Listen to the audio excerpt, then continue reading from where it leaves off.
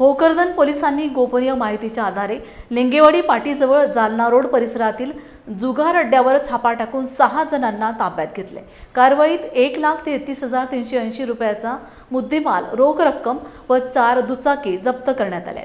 या प्रकरणी गुन्हा क्रमांक 442/2026 अंतर्गत महाराष्ट्र जुगार प्रतिबंधक कायद्यानुसार गुन्हा दाखल करण्यात आला असून पुढील तपास पोलीस हवालदार उमेश टेकाळे करत आहेत। दिनांक 2/8/2026 रोजी पोलीस स्टेशन भोकरदन येथे लिंगवाडी पाटीजवळ जालना रोड येथे काही लोक पैशाच्या हारजीतवर जुगार खेळत असल्याबाबत माहिती मिळाल्याने सदर ठिकाणी पंचासमक्ष छापा टाकला असता 6 इसम हे जुगार खेळताना मिळून आल्याने त्यांना ताब्यात घेतले असता त्यांच्याकडे एकूण